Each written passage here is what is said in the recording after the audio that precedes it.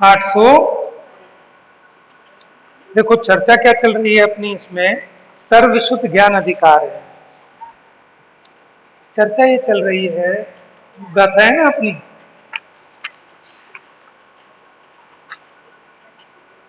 दस गाथाओं, नहीं वो थी 373, 372, 372 नंबर की गाथा थी। अब 372 पढ़ेंगे ना।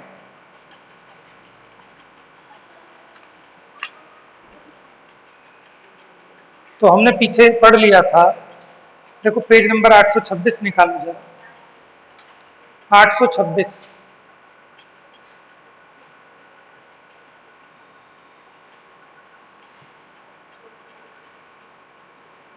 भावार्थ, राग द्वेष चेतन के ही परिणाम। मिल गया?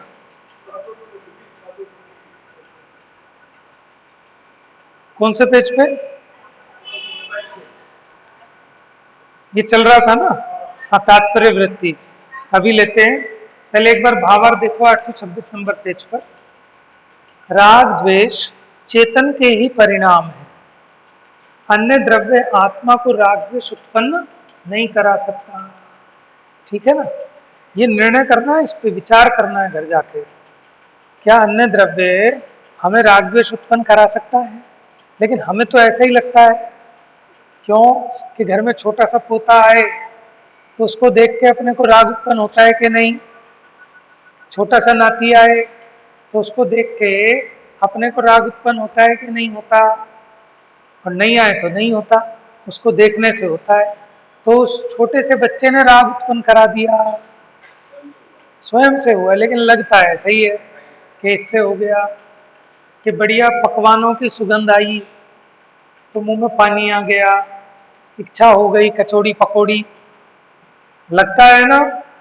लेकिन ऐसा नहीं है, वो पुद्गल है, वो मेरे में राग द्वेष कैसे उत्पन्न करा देगा? और ये राग द्वेष चेतन के अनन्य परिणाम है, चैतन्य का विकारी भाव है।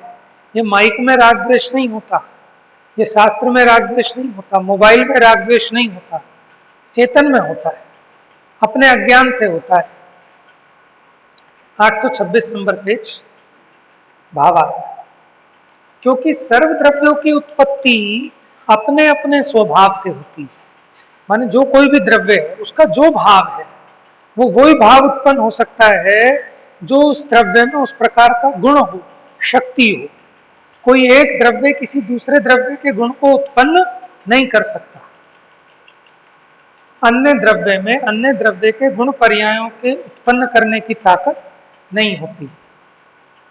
आ जाइए पेज नंबर 827 पर, ये तात्पर्य वृत्ति टीका है? अब जितने समय तक निज शुद्धात्मा को आत्मपने से नहीं जानता, यानी ये जो शुद्धात्मा है यही मैं हूं, ये जो जानने वाली वस्तु है यही मैं आत्मा हूं, जब तक ऐसा नहीं जानता तब तक ये जीव राग द्वेष रूप परिणमित होता है। क्यों होता है? हमने परसों छतरी का उदाहरण दिया था ना, कि जब तक अपने को पता ही नहीं कि मेरी छतरी तो ये रखी, तो वो दूसरी छतरी जिसको अपना माना था, अब कोई उसे मारता है तो ऐसा लगता है हमें मारा। क्यों हो रहा है अज्ञान? क्योंकि जो अपना नहीं उसके अपनेपन में जीवन चला गया, पर मैं अपनापन करके हाँ मैं अपने से चला गया। मेरे को छतरी ने नहीं कहा कि तुम मेरे मालिक हो और मैं तुम्हारी संपत्ति हूं, लेकिन हम अपने आप अपनी अबुद्धि से मान बैठे। मकान ये कह रहा है कि मैं तुम्हारी संपत्ति हूं और तुम मेरे स्वामी हो। ये शरीर ये कह रहा है कि तुम मेरे मालिक हो और मैं तुम्हारा नौकर। नहीं, हम अपनी बुद्धि से अपनी अज्ञानता से मान बैठे। पैसा ये नहीं कहता कि तुम मेरे मालिक हो, हम मान बैठते। पैसा तो चंचल है, उसमें पैर लगे, जहां जाता है हर आदमी ये मानता है कि मेरा, अगले दिन वहां से खिसक लेता है। जैसे वो चक्रवर्ती ये मान रहा था कि मैं ही विश्व में सबसे बड़ा ताकतवर हूं। लेकिन जब वो विजय प्राप्त करने के बाद 6 खंडों पर वृषभाचल पर्वत पर गया, क्या कि अपनी प्रशस्ति लिखने, कि मैं प्रजापति ऋषभ देव का पुत्र चक्रवर्ती सम्राट भरत इस 6 खंड का विजेता। अब जहां लिखने गया वहां लिखने की जगह नहीं मिली उसे, कि तू अपने को सोच रहा है तेरे जैसे अनेक हो गए, आए और चले गए, कोई पूछने वाला नहीं है, नाम नहीं पता लोगों को उसका। आया चक्रवर्ती, समझ में आए? तो चक्रवर्ती की बात है, और हम और तुम अपनी सोच लें, हम हमारी गिनती कहाँ है? और फिर ये मरा जा रहा है, तो कौन पूछ रहा है तुझे? और पूछ भी ले, उससे क्या होना है? अब आसाराम बापू को पूछने वाली दुनिया है, लेकिन क्या मजा आ रहा है? समझ में आया? बड़े बड़े धुरंधर चले गए, काल के गाल में समा गए, सिकंदर जैसे। ठीक है, क्या मजा आ रहा था उससे? अपने अभी पेट में दर्द हो जाए और 1000 लोगों की भीड़ खड़ी हो हाथ जोड़ के, क्या मजा है उसमें? ये अपनी मूर्खता से मजा मान रहा है। शायद दुनिया पागल बनी पड़ी है इस चीज के पीछे। कंचन, कामिनी और कीर्ति, जैसे 3 मकार होते हैं, ऐसे 3 ककार हैं। ककार कहाँ से स्टार्ट हो रहे? कंचन, कंचन माने पैसा, सोना। कामिनी यानी स्त्री, और कीर्ति। इन नेताओं को क्या चाहिए? कीर्ति चाहिए, उसके पीछे मरे जा रहे हैं। चुनावों में करोड़ों करोड़ों रुपए अपने घर से खर्च देते हैं, काहे के लिए? कीर्ति के लिए। और ऐसे 3 मकार हैं, कौन कौन से? मंच, माला और माइक।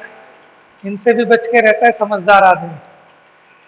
जिसे मंच पे चढ़ने का शौक चढ़ गया, और उससे कितने पैसे निकलवा लो, समझ में आया? कितने झगड़े करवा लो।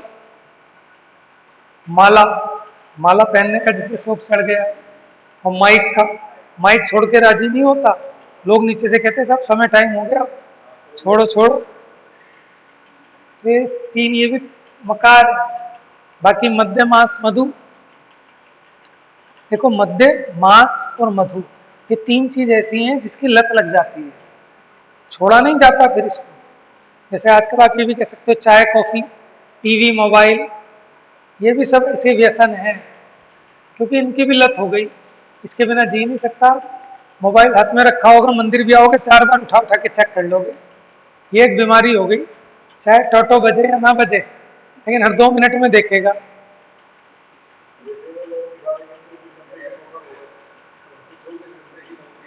मजा मान रहा है उसमें, अपने गले में खुद घंटी बांध ली है, और रिमोट का बटन पकड़ा दिया दुनिया के हाथ में। जब उसकी टोटो बजती है, दिल की धड़कन बढ़ जाती है। हाँ, 24 घंटे। तो गजब की बात यह है कि आनंद मान रहा है आदमी उसमें भी। ऐसा नहीं ऐसा लूंगा, ऐसा नहीं ऐसा लूंगा बढ़िया वाला। माने कि तुझे हथकड़ी पहनानी है, और उसमें भी चॉइस कर रहा है कि नहीं नहीं सोने की पहनूंगा, हीरे की पहनूंगा, डिजाइनर वाली लूंगा। तो ये बंधन है?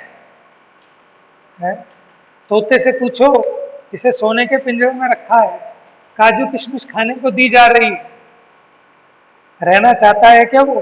तो हमसे समझदार तो वो तोता है। लेकिन हम आनंद माने बैठे कि सोने का पिंजरा, थोड़ा पुण्य का उदय हो, बढ़िया गाड़ी वाड़ी लाड़ी मिल गई, तो जीव यहाँ से निकलना नहीं चाहता, धक्के मार के निकाला जाता है। फिर इसको धक्के मार के कैसे? तो पकड़ पकड़ के ले जाएंगे एम्बुलेंस में डाल के, सारी मशीनें लगा के, हाथ पैर बांध के वहां आईसीयू में पटके रखेंगे। इससे बढ़िया अच्छा था खुद ही छोड़ छाड़ के टाइम पे निकलता, अपनी आत्मा की साधना करता, तो ऐसे पाप के उदय क्यों आते? या तो खड़ा खड़ा निकल, नहीं तो पड़े पड़े तो सबको ही निकलना पड़ेगा। सुमत भाई साहब ये कहते हैं, या तो खुद केस लोच कर लो, नहीं तो मर के सुअर की पर्याय में जाओगे, वहां केस लोच होएगा ही होएगा। समझ में? तो सुअर को मार के खाते हैं तो पहले तो उसके बाल फाड़ते हैं सारे, समझ रहे हो?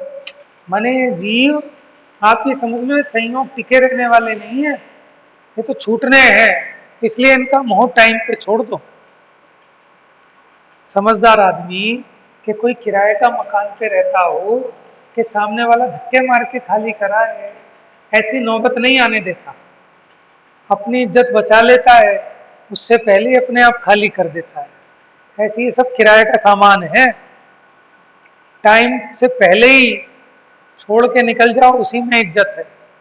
नहीं तो फिर जब कुड़की की जाएगी तो दुख भी होगा, बेइज्जती भी होगी, और टाइम नहीं होगा कुछ भी आपके पास आगे का अरेंजमेंट करने का।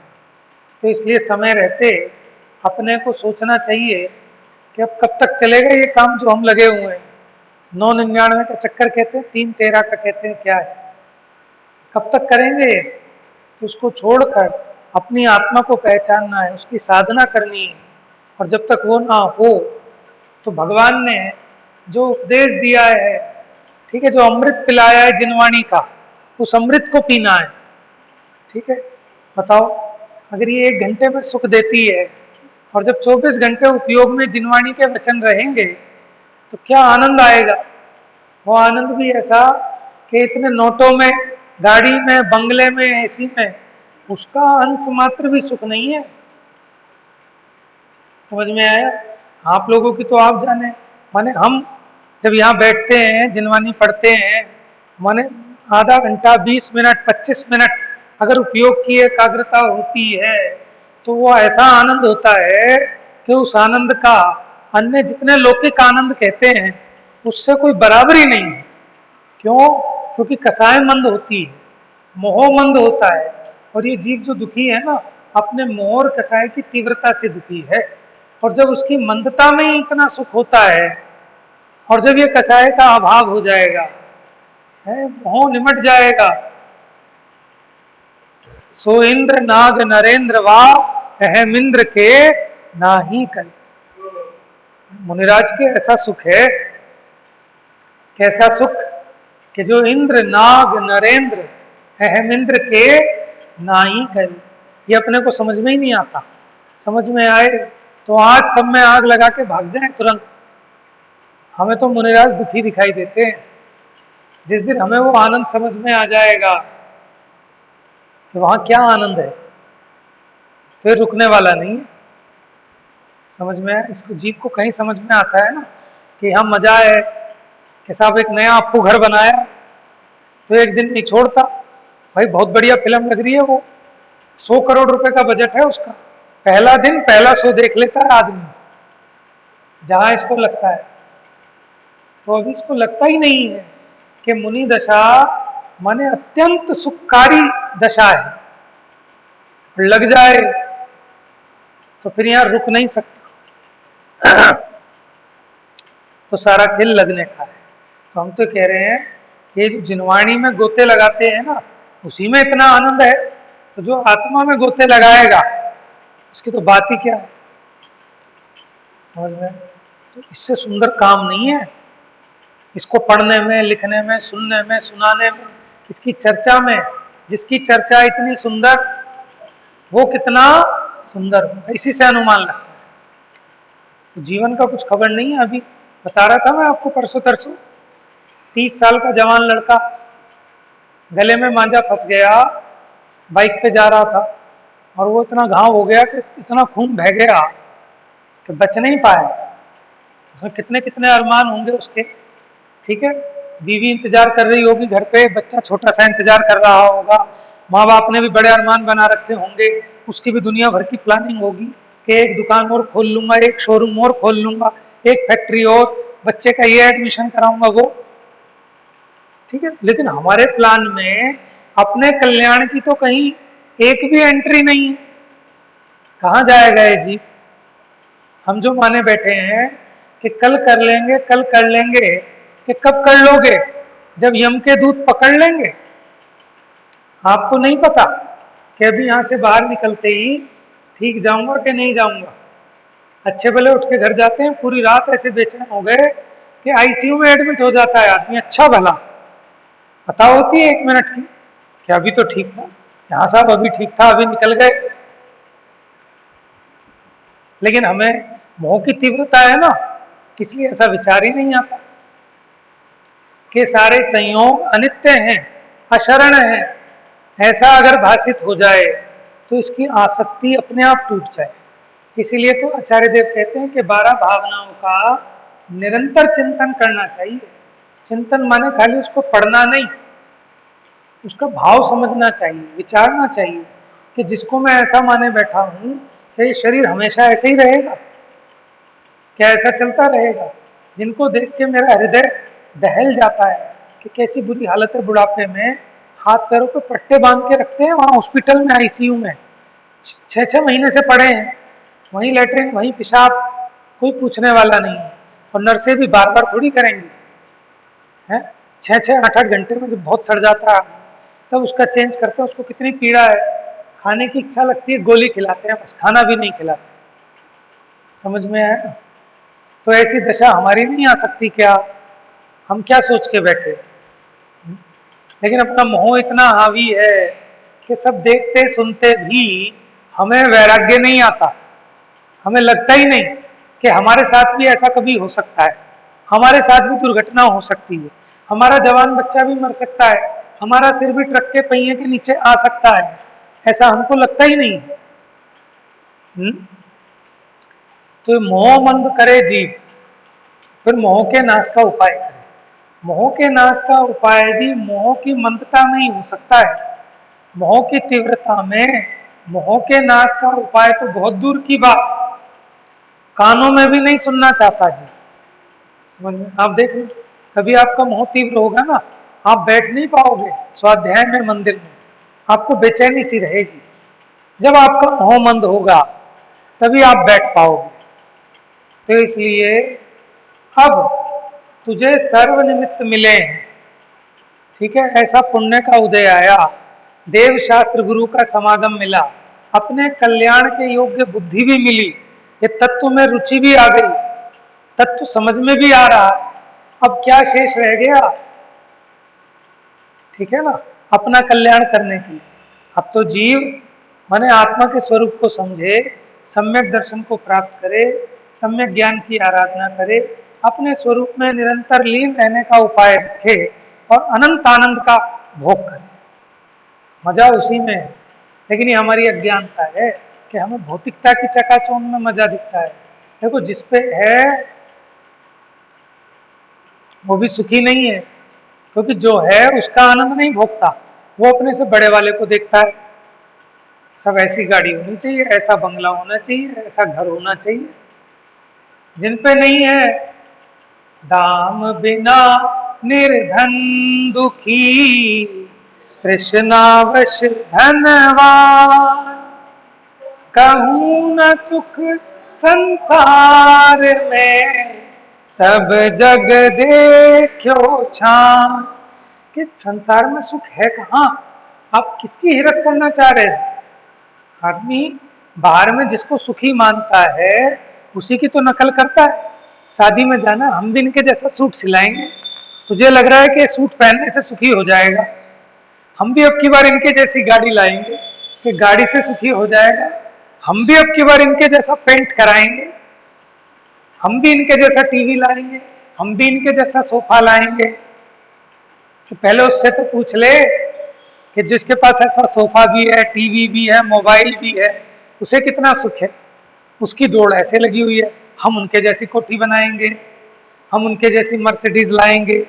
अरे मैं जिस आग में जल रहा हूं ये भी उसी आग में जल रहा है, तो इसका मतलब जिसे मैं सुख का कारण माने बैठा हूं ये सुख का कारण है ही नहीं।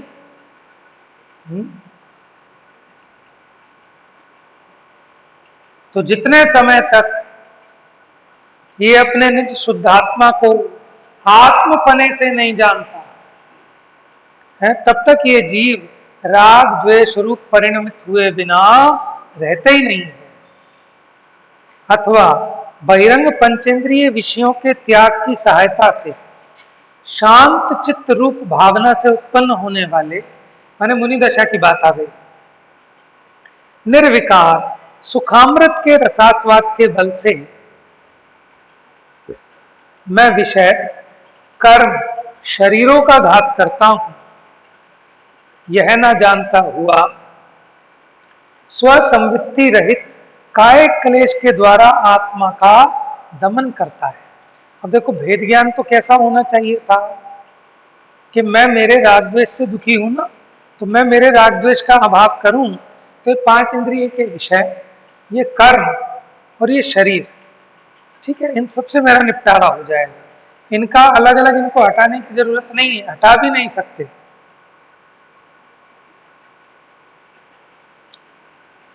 तो ये सब कर्म आदि कैसे नष्ट होते हैं? जो अपना सुखामृत आता है, माने अतीन्द्रिय आनंद आता है, तो ये अपने आप सब छूट जाते हैं। 5 इंद्रिय के विषय, कर्म, संसार, ठीक है, मुक्ति हो जाती है।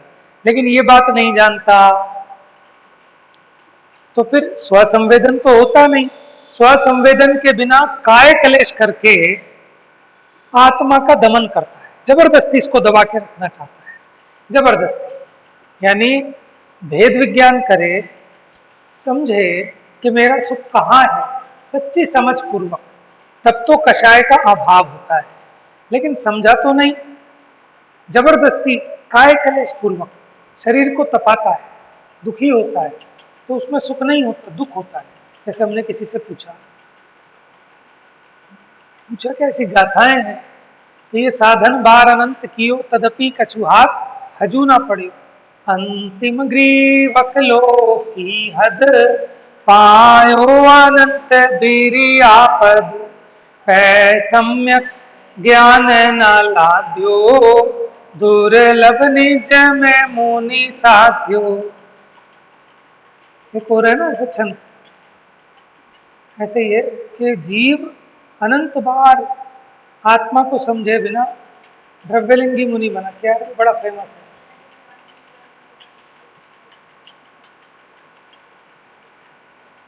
माने इसने बहुत तप तपे, लेकिन जब तक अपने को नहीं जाना तब तक इसका दुख मिटने वाला नहीं। कितने ही काय कलेश। तो हमने पूछा कि आपने सब छोड़ दिया, त्याग कर दिया, सब कुछ है, लेकिन समझो तो, जब तक आप तत्व का स्वरूप नहीं समझोगे तो इससे होने वाला क्या है? तो वो नाराज होकर बोले, होने वाला क्या है, करके देखो, एक दिन में नानी मर जाएगी। तो आप ये सोचो, इसका मतलब जो व्यक्ति इतना काय क्लेश कर रहा है, तप कर रहा है, तो वो दुखी हो रहा है बेचारा, तभी तो कह रहा करके देखो नानी मर जाएगी। अगर उसे आनंद आ रहा होता तो कहता भैया करके देखो, सब भूल जाओगे, इतना मजा है। लेकिन वो क्या कह रहा है, एक दिन रह के तो देखो, पंखे के बिना, एसी के बिना, ऐसी भयंकर गर्मी में ना नानी याद आ जाए तो बताना। तो इसका मतलब वो दुख भोग रहा है, काय कलेश कर रहा है, धर्म नहीं हो रहा, आनंद नहीं हो रहा। क्योंकि धर्म आनंद देने वाला है, धर्म दुख देने वाला नहीं है। समझ में आया? तो हमें भी डर लग जाएगा, अरे बाप रे बड़ा मुश्किल है मुनि बनना, तो भैया हम तो नहीं बनेंगे। लेकिन जो अतीन्द्रिय आनंद का रस पीता है, क्या दम है इन पंखे और इसमें, इससे क्या फर्क पड़ रहा है? पसीना आने से कोई दुखी होता है क्या? एसी से सुख होता है क्या? संतोष से सुख होता है? राग द्वेष के अभाव से, समता भाव से सुख होता है।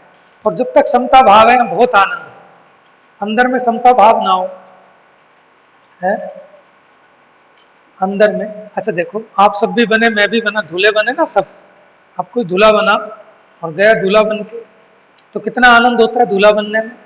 आनंद होता है क्या, आकुलता होती है। अब इसको आनंद पता ही नहीं ना, आनंद है क्या है, इस मानता है कि मजा है, बढ़िया कपड़े, हीरे की अंगूठियां, बढ़िया सोने की माला, और सब इसकी आरती उतारने वाले, इसके नाम के ढोल और बैंड बाजे बज रहे हैं, दूल्हे राजा, ठीक है, और कितना आनंद मान रहा है अंदर में। लेकिन कसाई की आग जली हुई है यहाँ, तो काहे का आनंद है? दुनिया भी भले कह रही हो, पसीना बह रहा है, उसको धूप में बैंड बाजा बज रहा है उसका, ठीक है, उसका बैंड बज रहा है, वो भी मजे में है, ठीक है हाँ, गर्मी में भी गर्म कोट, ठीक है, वो तो बैंकेट हॉल में जब जाएगा जाएगा, लेकिन आनंद मान रहा है, लेकिन आनंद है नहीं। अंदर में सब कुछ बढ़िया है, देखो, जिसमें सुख मान रहा था, किसी चीज की कमी नहीं है, लेकिन अंदर में उसको कोई कसाई हो जाए तो स्टेज पे मारा पीटी हो गई, दूल्हा दुल्हन के बीच में, स्टेज पे कितनी भयंकर कसाई हो गई किसी बात को लेकर। तो आप ये सोचो बढ़िया तेरे पास सब कुछ था, बढ़िया गहने, बढ़िया कपड़ा, संयोग, बढ़िया तेरी वाह वाह हो रही है, ठीक है, उसके बावजूद सुखी नहीं है। अंदर में अगर कषाय की आग लग रही है तो महादुखी है। ये तो क्रोध कषाय का उदाहरण दिया। लेकिन एक दूसरा जो बहुत खुश खुश ऐसे दिखा रहा है, वो भी विषयों की आग में जल रहा है। भले उसको क्रोध कषाय नहीं हो रही, लेकिन या तो मान कषाय या लोभ कषाय, उसकी इतनी भयंकर तीव्रता है। और उस आकुलता में आनंद नहीं है, समता